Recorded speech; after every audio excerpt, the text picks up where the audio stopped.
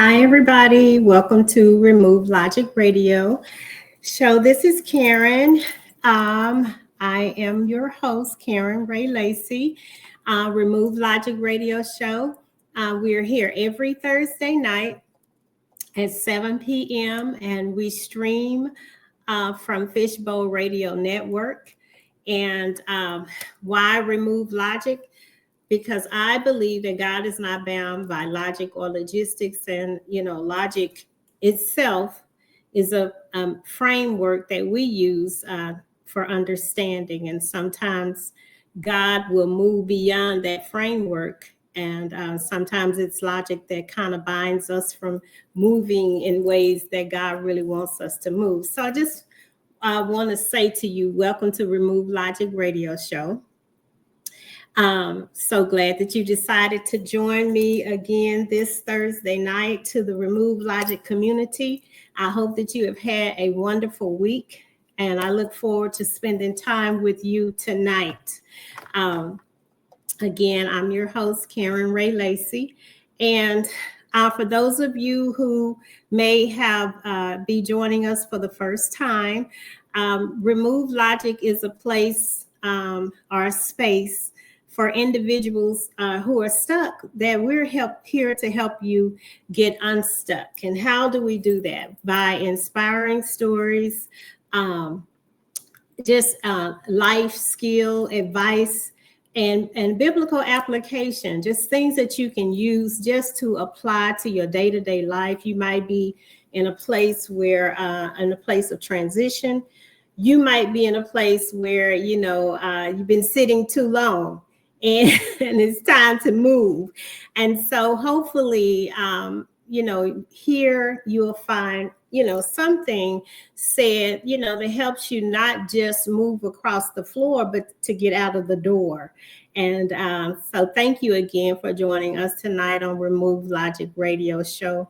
You can find us on Facebook. We do have a Facebook page. Also, if you want to catch up on any of our previous segments, you can catch us on our YouTube channel. So if you happen to go on YouTube, look for Remove Logic, and I would love for you to subscribe to our channel. But at any rate, I'm so glad that you joined us on tonight. I just want to say thank you to Fishbowl Radio Network for giving us the opportunity to stream from the network. And you'll also find us on Apple Podcasts, Google Podcasts, as well as Spotify. So thank you again. Tonight, I want to talk with you about something that, as I, watching the news over the last few days, and, I like to try to be relevant with things, because I know that there's so much affecting us in this season, and that we find ourselves in the United States, since we have a new administration in place since the election. And the end of this month will mark the 100 days of Donald Trump being in office for this second term that he is in. And so just wanted to just look at what has Donald Trump done in the first 100 days of him being back in office. There's been so much going on. And I was just thinking the other day about how it has been, we're in 2025. And so in 2020, we were in a pandemic, and it seems like we have been slip sliding from one thing to the other since the pandemic, and we haven't had time to catch our breath before we are going into something else. And so I just wanted to look at the last 100 days. We haven't made it yet, but we're almost there, and want to just kind of see. We know the things that Donald Trump has done, because he has been moving quick, fast, and in a hurry. almost seemingly to want to throw us into some type of confusion. And so when you think about the pandemic that we've come out of, and we have just been from one thing to the other, just almost in a like a treading water position, where you are just like, okay, I got my head above water, and now here you go with something else. And so with the way that Donald Trump has come into office and the things that have been coming so quick, fast, and in a hurry, it's we're trying to catch our breath. And I'm not here to make this political, because this is remove logic. And logics a lot of times affect what we believe, what we think, what we fear, the logic behind things. It affects our behavior. It affects our decisions. And so just want to look at this, this first 100 days from more of a logical mindset, because again, remove logic. So just put a push pin there while we kind of go over these first 100 days of Donald Trump. And by the end of April, it will have been Donald Trump's, he will have been in office 100 days. And for this second term, there has been unprecedented political and economic decisions over the past 100 days. They have sent the stock markets plunging. Government offices have been closed. And the reaction to the Americans is where, we're shaken. And I'm not saying, just totally running and hiding in fear, but the foundations of things that we have stood on, believed, and even protections have been shaken. And so just want to look at that. Last week, I talked with you about freedom and how freedom is so important, and how with all the decisions that are being made so arbitrarily, some of them on a whim, some of them just seem to be emotional or some type of retribution that the President Trump is making, that we're in the crosshairs. Americans are in the crosshairs. And so you cannot help to be that you're not impacted. You are impacted by this. Whether you voted for him or not, you are still impacted by it. Trump's erratic decisions on tariffs and the tariff wars has Americans up in arms. You have Americans that have been protesting over the last month. Their protest is to have him to take his hands off of the economy, off of Social Security, off of Department of Education, off of USAID, off of so many things that he has made these arbitrary decisions. The American economy is suffering loss. People's retirement, they're losing their retirement, and some of their retirement accounts are suffering loss. The stock market is plummeting. Prices are increasing. I know this sounds dire, but this is looking at something head on and seeing the impact of the decisions of someone, again, that is so cavalier about the livelihood of a nation, that you are making these decisions, but you are not considering, or not even, he doesn't have the empathy to see the impact that it is having, and the arrogance of not even being able to say, I made a mistake. I'm in over my head, and I've got to walk some things back. Even as the tariff wars have began, a few weeks ago, that we are seeing now that he's having to walk back things, not apologetically, but just still in arrogance. And the other nations, and China being one, is just at war with him, and they are not backing down. And when he entered into office, he had all of these promises that he was going to stop the Ukraine and Russia war on day one. When he started the tariff wars, they were going to be coming to him and begging him to remove these tariffs. And I was reading today that China is like, bring it on. They are not backing down. And even to the point of exposing him, saying that they are in talks, China is saying, no, we're not. That there are no talks, and they are ready to go full forward against these tariff wars. And so it has an impact. It has an impact on us. Again, as I said, whether you voted for him or not, it does impact us.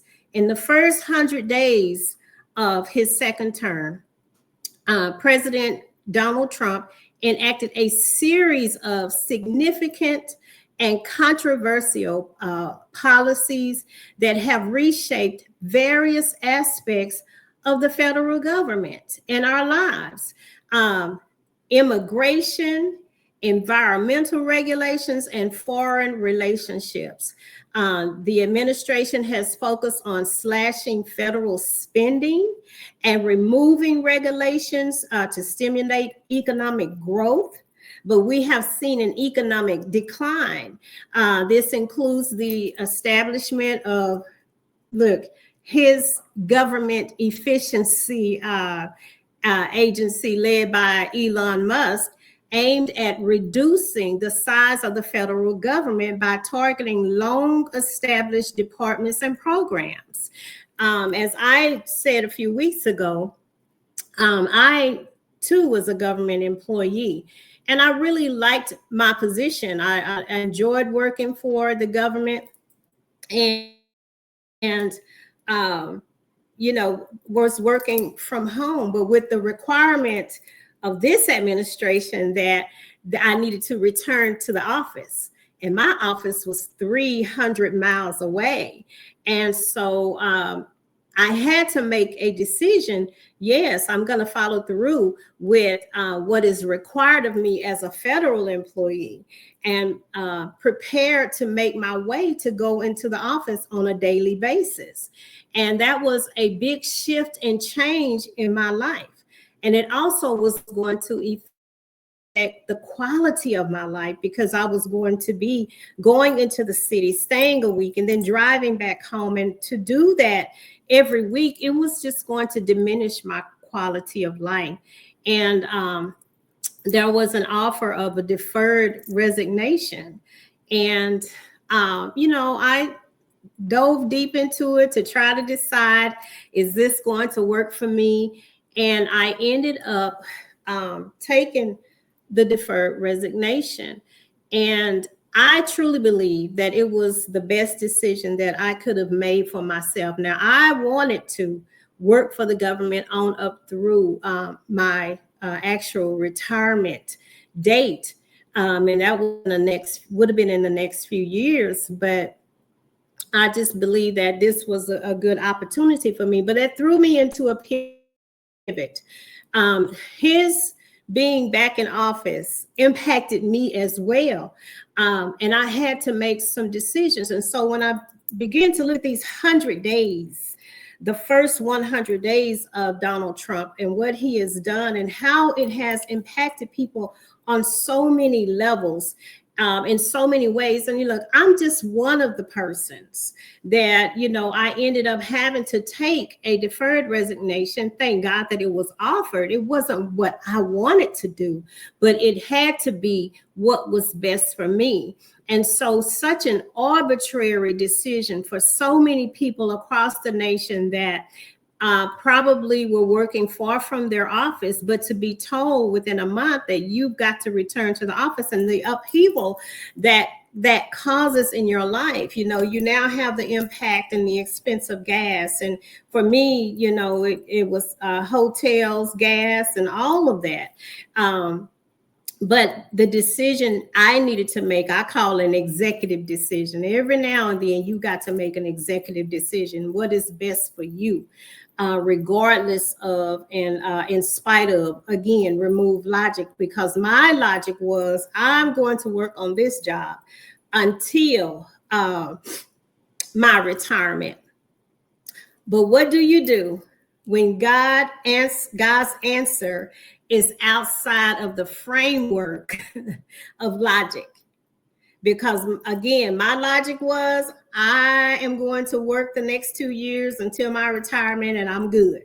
But the logic that I had to remove was to pivot and do something different. And so again, these 100 days, this first 100 days has impacted people in such a way that what we think is logical may not be the best decision. We may have to remove the logic to make a better decision that best suits you. And so considering these first 100 days of Donald Trump, there has been government restructuring, political retaliation, closing Department of Education, closing Department of USAID. And if you're on Social Security, you've probably noticed some of these changes where you've now got to register online with the Social Security Administration, or it's going to impact your next check. I was talking to my mother, and she was telling me that she had to get online and go ahead and register because of these changes in Social Security. But I say, you know, regarding the elderly or people that don't have internet or just not internet savvy, what type of impact are you having on those type of people that may not be tech savvy? They may not have or even be able to afford internet in their homes. But now here's this requirement that there is no consideration of the hardship that it may place upon people just for, you know, your income, where your income is impacted. And so with this new, there is a new change that they are making with Social Security and those that are receiving Social Security benefits, that they are going to now move away from the paper check. And there are about 480,000 Americans that still receive paper checks. And so now they've got to register. They're not going to be allowed to receive that paper check. You're going to have to either have it direct deposited, or you're going to have to receive it on a government debit card. And so there again, the stress of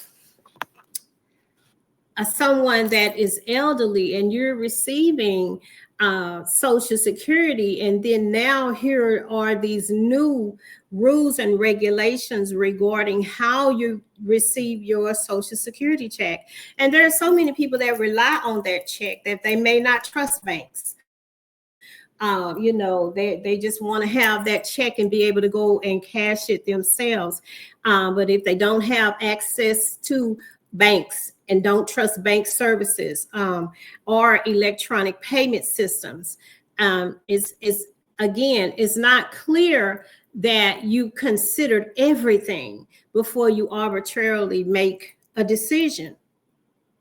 Then also immigration and border enforcement. We have seen over the last few weeks where people are just taken up because of tattoos and the assumption that they are part of a gang, and you're just taking them and holding them hostage and just taking them and putting them on a plane and having them move to another country And not even given, as I was talking about last week, not even given due process. You're not even giving them the opportunity to by law to be able to say this is not true, to that you just decide, hey, you're in a game, hey, you're a criminal, and because of the way you look, your tattoos, we're just gonna send you somewhere else. And so I know that the way that I'm saying it, it sounds cavalier, but it's a cavalier decision where you just acting this way with people's lives. And a more notable story is Kilmore Armando Abrego Garcia. I know I spoke with him about him last week when I was talking about freedom and how important our freedom is, and the fact that we have to fight for it now, that someone can just decide that you are you're a criminal, and because of how you look, because of your skin color, because of maybe some affiliation that they're assuming, that we're just going to gather you up and put you on a plane and send you off to another country, never to be seen or heard of again. And this young man, because the nation has become so aware of the fact that this administration in this first 100 days made this decision and then determined that it was an error. And in the error, all was given was an oops.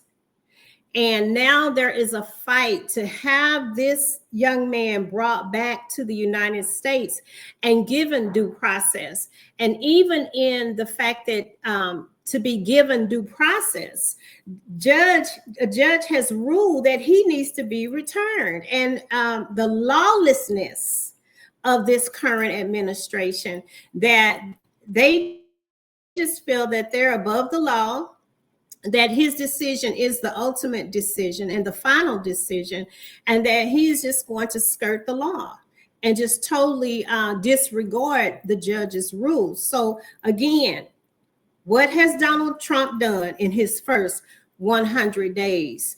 And so with Abrego Garcia, this man, and he's not the only one, there are other names that are coming out now. Because of the awareness of him, there may be others that were carted off, flown to El Salvador with him, that also may not be criminals, but they have just been given the stigma of being a criminal. And so again, the attitude is above the law, lawlessness, and the fact that you can be so cavalier with people's lives and their livelihood when it comes to foreign trade and foreign policy. Trump has continued to emphasize America first, which has put America in a position of isolation, where you look now and other nations are standing united against America because of the things that Donald Trump has done his first 100 days in office. He has claimed that he was going to, again, as I said, influence the Russian President Putin to cease his attacks on Ukraine on day one. He was going to cause that war to come to a stop. And his demands are, they're disregarded. And he's reiterated it over and over again, but nothing has taken place. Just as he has said that China is begging him, and they're in talks now, but China has exposed even this week that they are not in talks with him. Even the president of El Salvador exposed the fact that he's paid $6 million for those men, those that were sent over there to be held there.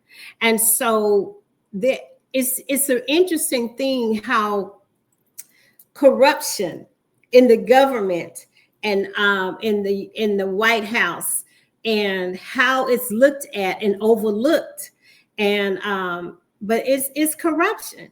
And everything that he has done has been to cover himself, me and my four and no more. He does what he does to lift up himself. And while the rest of America suffers, when I think about the implications of Donald Trump, it's almost hard to call him president. Yes, he's president. I'm part of the 92. I did not vote for him, but I'm impacted by him nonetheless. And I need to say that again. I did not vote for him, but I'm impacted by him and his actions nonetheless, as many of us are. And the policies that he has come against with social policies and civil rights, the diversity, equity, and inclusion is been turned to a dirty word, and that he has banned also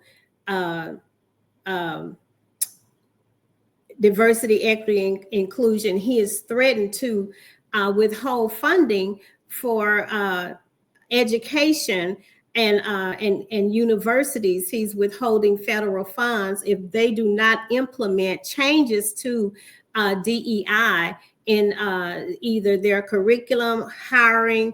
But it's interesting how everything that he is doing is towards the Black and the brown.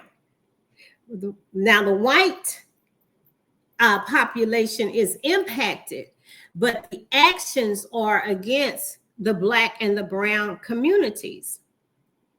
And these measures have sparked legal challenges and public outcry.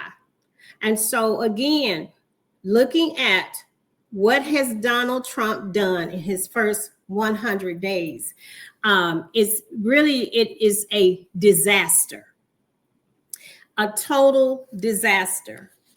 And to look at it from the fact, again, like I said, logic, his impact on America is as much as cultural and psychological as it is political. Trump's impact on America and the world is as much as cultural, because again, we're seeing all of these attacks against DEI, anything that has to do with the Black and the brown community, and anything that is white is all right, but you are also impacted. So whether you voted for him or not, there is an impact from Donald Trump's first 100 days in office. Trump's rise deepened fear in others. It created an otherism societal view, the us against them and the others, not where we are united, but you are other. You're considered other. It's permanently altered the tone and the terrain of American life. His rise deepened fears, and it permanently altered the tone and the terrain of American life. Trump's psychological impact on America has been massive, massive, stretching far beyond policy into the very way that Americans think, feel, communicate, and relate to each other. He's broken down how his presence has broken down public life. It has affected the national psyche of America. And as again, remove logic, because logically you would think you vote for someone, whether you voted for them or not, the impact that his actions would have would not be as far reaching as they are, as corrupt as they are, and as I'm going to say unconcerned cavalier as they are. His impact on the nation is its polarized identity and tribal thinking. It has polarized identity and tribal thinking. Trump didn't just influence political opinions, he helped turn politics into identity, where being a Republican gave a certain identity along with that.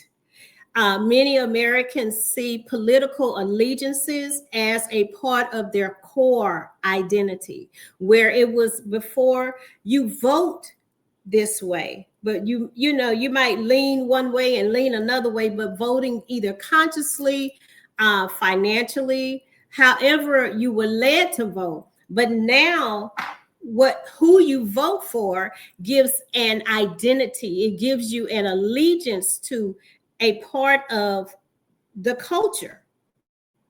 It's not just preference anymore. It is Trump supporter, it is MAGA, it is the Democrats versus the Republicans, where there is no commonality among us. And you have what's called the never Trumpers. Those that don't support him won't support him. And those also became personality markers. So again, looking at Donald Trump, what has he done in his first 100 days, and how has what he's done impacted us as a society? The results of this polarized identity and this tribal thinking, it shifted our dialogue, how we communicate with each other. It shifted from just having regular political debates to direct identity defense, where you are actually now defending yourself because of how you vote or voted. Politics have become very personal since the rise of Donald Trump. It's become very deeply emotional. I was watching the news the other day and how families are divided because of politics, whether you agree with Donald Trump, voted for Donald Trump, like Donald Trump, dislike Donald Trump. It has caused deep emotions and breaks in family. Another impact that Donald Trump in his 100 first days and his rise to the political arena is normalized outrage. It seems that since he has been on the scene, that Americans are angry. We're very angry. The way that we respond to things are in anger. Trump's communication style, the abruptness, the fact that he has no decorum, no respect for decorum or the office, that the privilege of the office that he's in. He's blunt, offensive, provocative, combative, and all of that spills right on out into our society. I always say, so is the head, so is the house. So if the head is one way, the house and everything up under it will be the same, if not now, eventually. And so with him, he has helped to make outrage a norm. He has normalized being angry and outraged, constant cycles of controversy.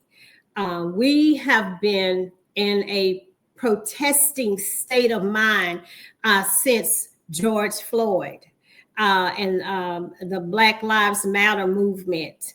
And then to be told, when we were saying Black Lives Matter, we were told all lives matter. And then we look at this administration and you were saying to us then all lives matter, but then when you start to make these arbitrary decisions and erratic decisions, you are not considering any lives at all. And so except the white lives. And I'm going to say it because it is offensive. Again, it's controversial and it's emotional. And I don't know about you, it's exhausting. But you have to stay aware, even though you're exhausted and tired. And as I was saying, it was just a few years ago that we were all warring against something unseen in the pandemic, and that the unity that we had was a defense against something that we could not see, but we were all affected by it. But now, as we are in this new administration of this first 100 days of Donald Trump, that now it appears the unity has shifted a bit, because we were all, it was the division of them, and again the otherism, us against them, the Democrats against the Republicans, and the lies that he was telling about they're taking our jobs, they're taking your jobs, that the immigrants were taking your jobs, which is lies. But the things that he has unearthed in America, he's now given voice to the ugliest parts of America. And so we are in a place where we are exhausted, but we're also in what? Outrage fatigue, where you're tired of being outraged. You're tired of fighting. And again, we have been in a protest mode ever since George Floyd. And so the result of being where we are and the impact that Donald Trump has made on the American society, people have become desensitized to behaviors that were once seen as shocking. That now he can say what he does behind the podium, behind the office, with no reverence or respect, even for those that voted you there. That because you have the office, that you are above the law. And it has caused us, even our federal courts have become desensitized, that they are now being challenged to uphold the rights and the law for American citizens based upon the Constitution that is being challenged now, the Declaration of Independence being challenged now. There are insults, conspiracy theories, attacks on democratic norms that don't make any sense, because we have pledged our allegiance to this nation, but now the nation is being taken over by somebody that is against the very things that we as Americans have pledged our allegiance to. So again, the impact of what has Donald Trump done in his first 100 days? And I'm looking at it from a psychological view tonight on Remove Logic Radio. There is now anxiety and fears across the spectrum, where people are anxious about their livelihoods. People are having anxiety about the stock market crashing and your retirement funds disappearing overnight. You've lost thousands of dollars, and this is something that you were going to count on. Anxiety. Anxiety about if your department in the government is going to remain, whether it's going to be where he comes in and just decides between him and Elon Musk that this department has to be shut down, where people have served for 20 and 30 years of their lives as a government employee because it was a good job. And then all of a sudden it's gone because of one man. And so there is an anxiety across the spectrum. There is fear across the spectrum. There is desperation across the spectrum, where desperate people do desperate things. And so when you've released anxiety, fear, and desperation into the population, then you have people that respond from, again, the normalization of anger, controversy, conspiracy theory, outrage. All of that is in the streets now. All of that is in the neighborhoods and in our communities. Anxiety. Whether you supported him or not, Trump inspired an intense emotional response to things. He inspires that. He ignites that in all of us. There are among the critics of Trump and this administration is rights. Our rights are eroding. There's a societal instability. There's fear of democratic backsliding, where we are unsure of the democracy holding and staying in place for the things that we can count on to support us and protect us. There is among these types of behavior, we're as citizens looking and we see the elected officials operating with the same response, where you're seeing the angry town halls, you're seeing the defense of those in office not even hearing their constituents because they are supporting this administration and the decisions, but you're not hearing the outcries of the people. And so people are leaving angry. People are being carted out to jail. I was watching the other day an 83-year-old woman. She was in a town hall meeting, and because she was protesting, they arrested her, but she said it was worth it. And she was being arrested on behalf of an immigrant children being carted off without due process. And so again, the impact, whether you voted for Donald Trump or not, what he has done in his first 100 days in office has impacted us all. Minorities are impacted. Many Black, Latino, Muslim, immigrant communities have experienced increased fear and marginalization, particularly with policies like Muslim bans. And now we have the criminal imposition that he's putting on Black and brown people, just because you look like you are in a gang, just because you have tattoos, just because of the color of your skin. And then the separation from families. That's another anxiety that this nation is having to deal with. It's a collective trauma that we're all in, a psychological it's a psychological term for it's widespread psychological injury. And that's where we find ourselves. We are in a psychological injury. As I said, we came out of the pandemic and we have been moving in psychological injuries over and over again in the community, in our neighborhoods, in our nation. And it's emerging every day that this is not just where it can be controlled in a certain area. It's just loose. We are in a place of collective trauma,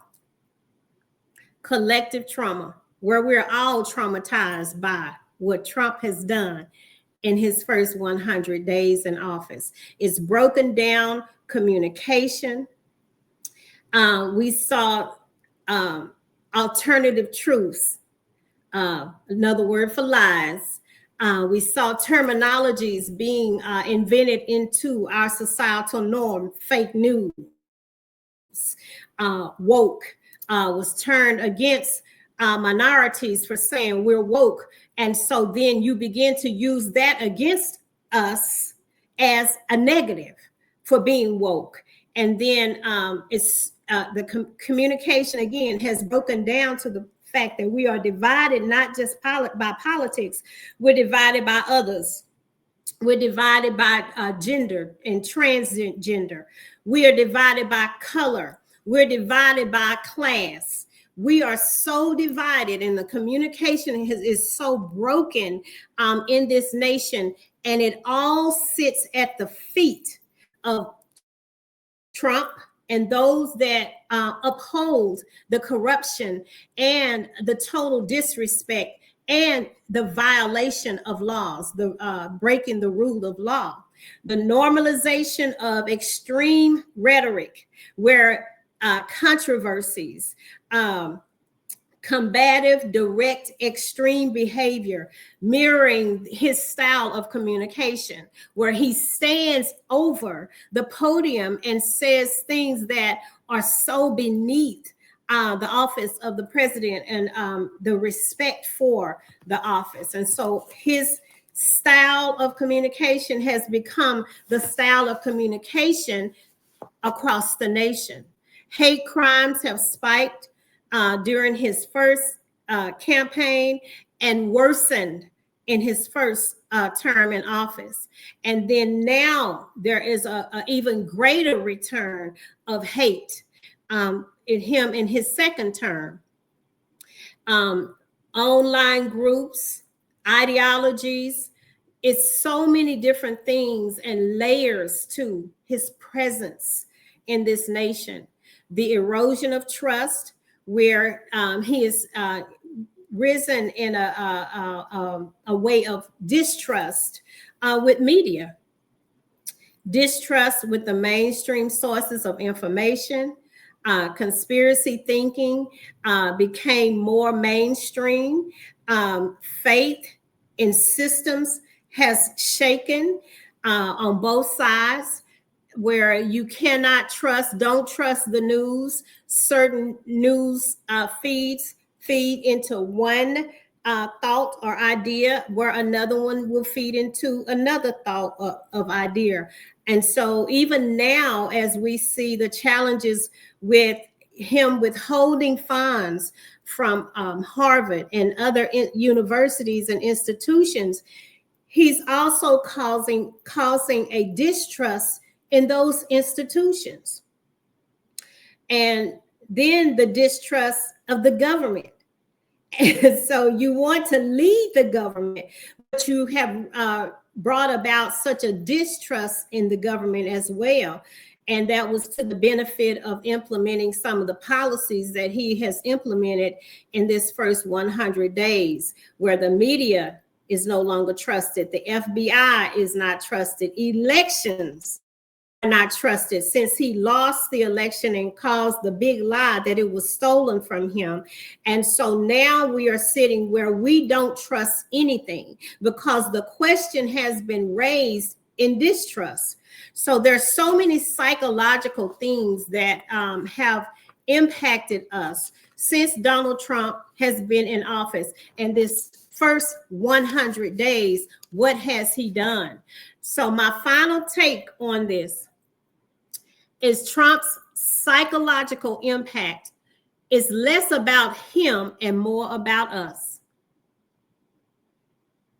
We have to decide who we are and how we want to respond to Donald Trump in office. Trump's psychological impact is less about him and more about us.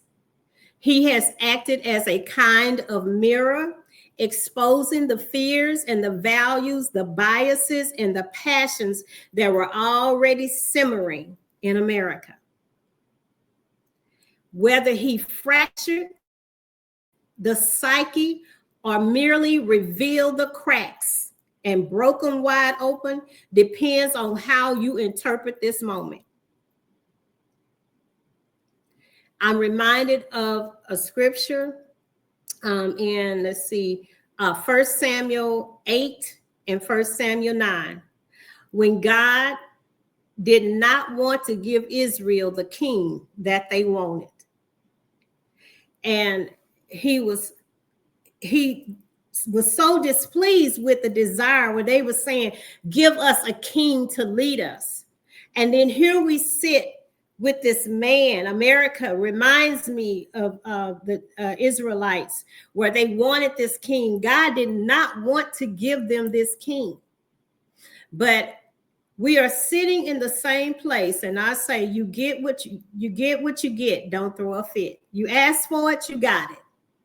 And so, to those of you that voted for him, to those of you that have ridden with him, though these last few years, from the first term to this term, you asked for it, you got it. And so, as we're seeing the protests, we're seeing the rise in those that are turning, that were walking with him, the Trump supporters that have fooled around and found out that what he said he was going to do, you thought it was only going to affect the Black and the brown or the Muslims, but anybody else, but not you. And you're seeing the result of what he has done. What has Donald Trump done in his first 100 days in office? I suggest you go and read 1 Samuel 8 and 1 Samuel 9. Because God said to let them know, he told Samuel, let them know that he's going to take their land and take their rights. And the very thing that we're seeing Donald Trump do is try to take land and sure enough, taking rights. Left and right. He's taking rights away from everybody.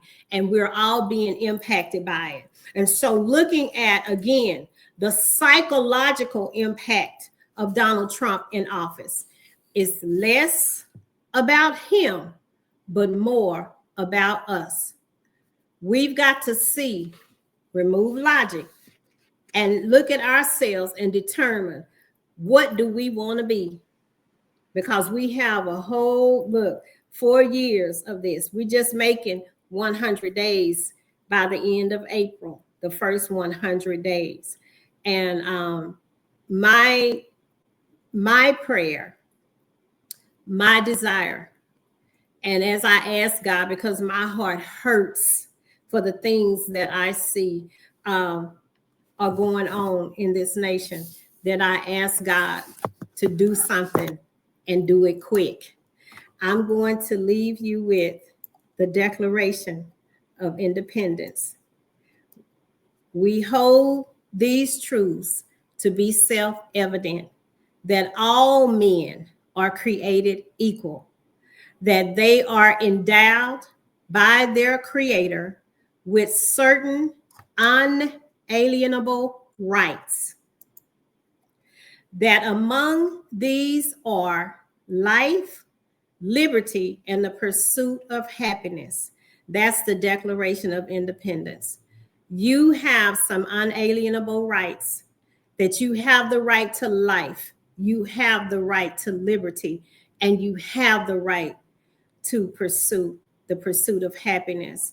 And so again, I hope that this gives you some sense of direction, a sense of value in this time in our nation, that things that are out of your control, you may have to remove the logic of some things that you have set as a framework for your own understanding when things don't make sense. Again, what do you do when God's answer is outside of the framework of your understanding? You remove logic. I'm your host, Karen Ray Lacey. I'm so glad that you joined me tonight on Remove Logic Radio. I hope that there's something was said or something heard that you heard that will impact you to look at things differently. Maybe not being as bewildered as we think we are, but maybe to make some executive decisions for yourself in determining how to navigate. Of course, pray and see God. I definitely believe in that. And then be intentional for yourself. Don't move in desperation, but move in faith. Look for the solutions and the strategies from God. I will lift my eyes unto the hills from which cometh my help, for my help comes from the Lord. So again, thank you so much for joining me tonight on Remove Logic Radio Show. We will be back here next Thursday at 7 p.m. I hope that you have a wonderful week. Remove logic and keep your head up.